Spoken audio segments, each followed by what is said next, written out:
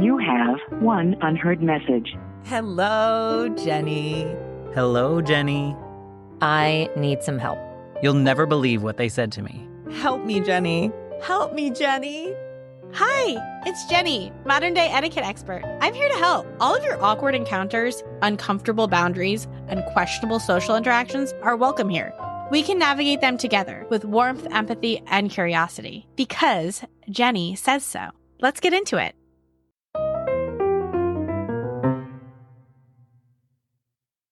Hello, welcome back. I'm so happy to have you here, but I'll cut the small talk because we have a question about small talk. So let's get to the voice memo and let's get to talking. Some real deep talk. You have one unheard message. Hi, Jenny. I often find myself stuck during small talk because I don't know much about sports and talking about the weather feels so repetitive. What are some good conversation starters that can lead to more meaningful discussions, and how can I smoothly transition from small talk to real talk when there's time to connect on a deeper level? Thank you for the help. Love the show. Signed, Stuck on Small Talk in South Carolina. Okay, thank you so much. Stuck on small talk in South Carolina. I very much appreciate you writing in. I think that I am actually a fan of small talk personally. I don't think that any talk is small. I think that that's the thing that we have to get past is that any talk is small. But this also may be because I launch into very deep explanations and stories at any question. You could walk up to me in the grocery store and be like, I see that you're buying garbage bag liners. And I'd be like, oh, yeah, let me explain to you why I need to buy these and the whole garbage situation in my house. And I would go into it. And then eventually I'd end up telling you about how I met my husband because that's my favorite story to tell. So maybe I don't believe in small talk because I have a bit of a winding storytelling style. But this, I think, is the kind of the point. I think this is what I'm getting at, is that small talk doesn't have to stay small. And you say, oh, I don't know anything about sports. I don't really care about the weather. Okay, but like other people might. And if they're starting to talk small to you about, oh, did you see the football game? You can say, you know what? I never really had much of a sports education. Like, who did you watch sports with? How did you get to sports? What do you remember growing up about sports? You can get deep on these things because everything we talk about is a potential pathway in to who somebody is. And so I think that, yes, talking about the weather is small. It can be very light. But if we investigate and ask questions and we get curious about other people, I don't think it has to stay light. So I think that you can very smoothly, without being like, well, now tell me about your childhood trauma, you can get into a conversation about, oh, yeah, I know the weather here is crazy. But you know what the thing is that I actually am from New York, and in New York, the weather's actually worse. And I think that it's better here. And I think that, you can just sort of go on.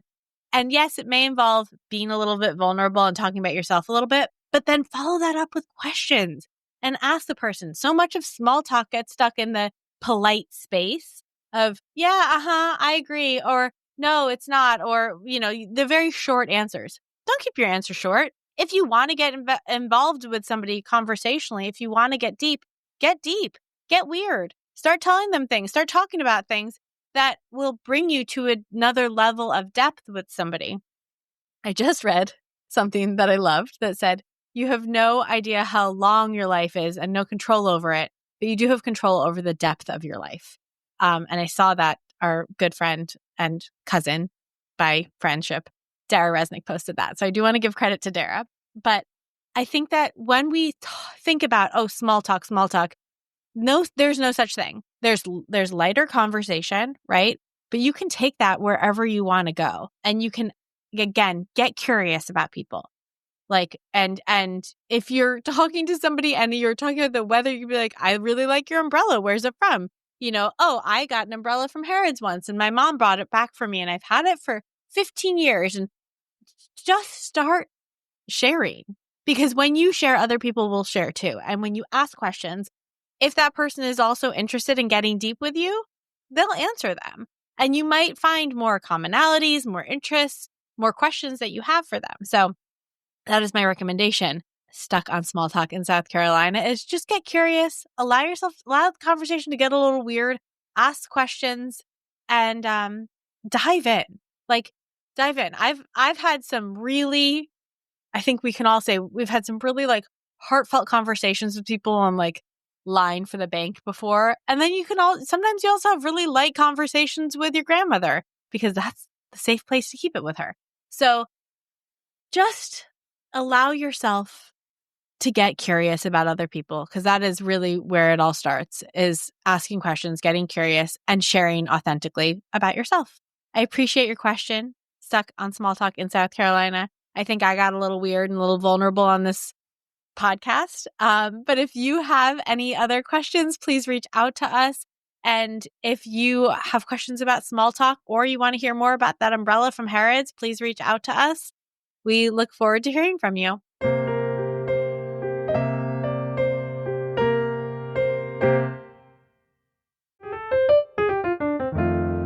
Thanks for tuning in to Jenny Says So. Remember, setting boundaries and practicing modern etiquette isn't about being perfect. It's about showing up with kindness, respect, and authenticity in every interaction. Keep practicing, keep learning. Don't be afraid to stand up for yourself when needed, and never forget, no is a complete sentence. Do you have a question you need a little help with? Head to freshstartsregistry.com/JennySaysSo and ask away. All questions are anonymous, and I'm here to help.